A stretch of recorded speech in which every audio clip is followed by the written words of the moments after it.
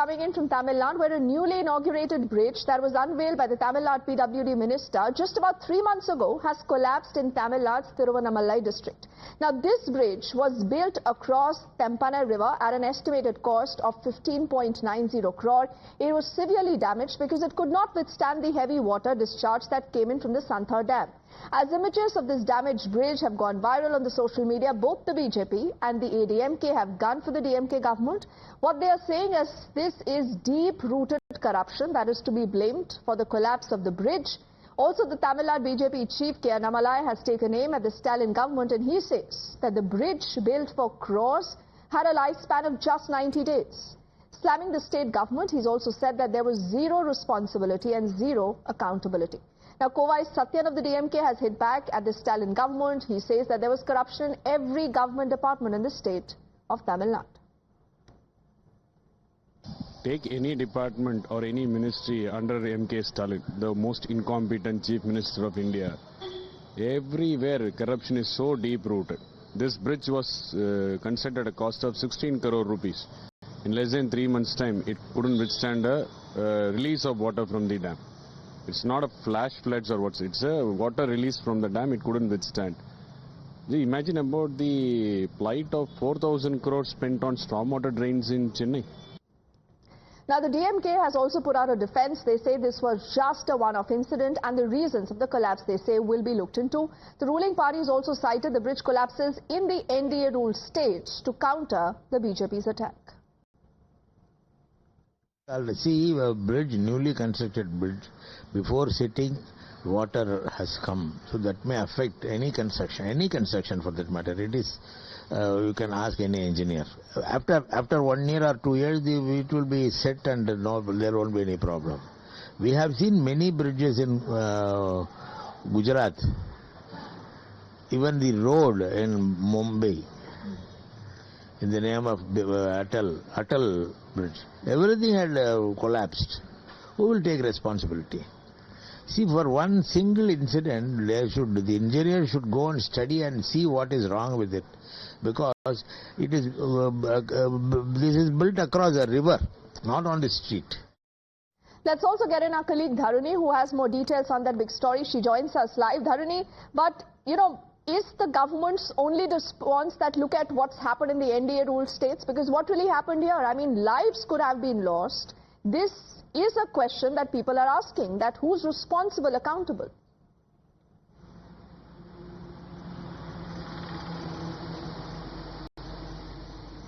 Tiruvannamalai is one of the worst affected districts as far as the cyclone Penjal in Tamil Nadu is concerned, and this bridge was built across the Pennar River to connect two villages, that is Agaram Pallipattu and Tondamanur villages.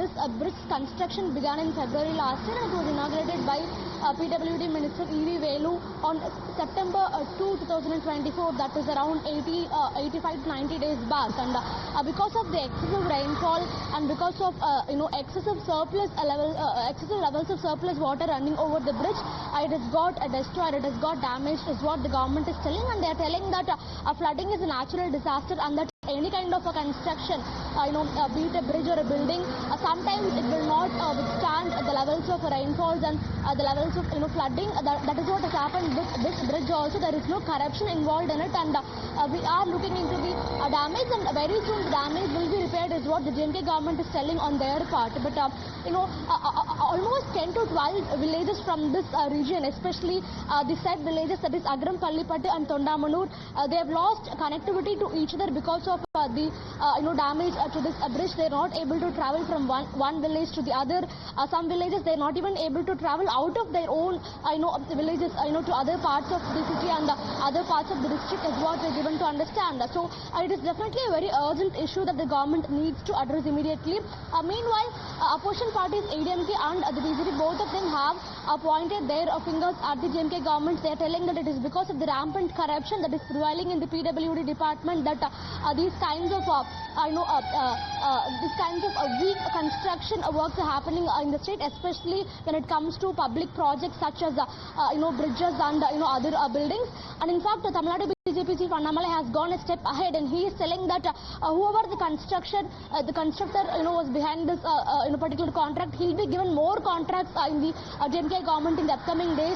There will be no surprise about it, and there is no accountability and there is no responsibility as far as the DMK's corruptions in multiple fields are concerned. Nobody is apparently questioning them, and the DMK is also very confident that they'll not be questioned by anybody. So they are not answerable to anybody. They are not being responsible and accountable to their actions, is what the BJP state president here Annamalai is telling. Let's wait and see how the government responds to these accusations. But for the time being, the government has put out a clarification telling that it was because of excessive rainfall and excessive surplus water running over the bridge that this damage has happened, and it will be looked into and repaired as soon as possible.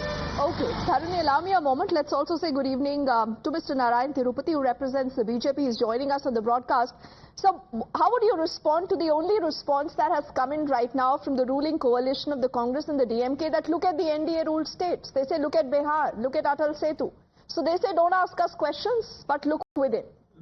Absolutely, there should not be any comparison. The thing is that this bridge was built with the 16 crores with the help of the NABARD and the Prime Minister's rural roads, Gram Sadak Yojana. So it was built only 3 months ago, and absolutely when other bridges are all right. No other bridges have collapsed like this. So how it has collapsed now? So since it is a central government aided NABARD and Prime Minister's Gram Sadak Yojana, the state government should come forward and ask for an inquiry, not by the Tamil Nadu police or Tamil Nadu officials. Should be done by the CBI. It should be done. If you say what you say is right, if you insist, then you should openly come and demand for a CBI inquiry. That is what I am asking. All right, Mr. Tirupati, for the moment, thank you so much for putting out the BJP's response as far as the story goes.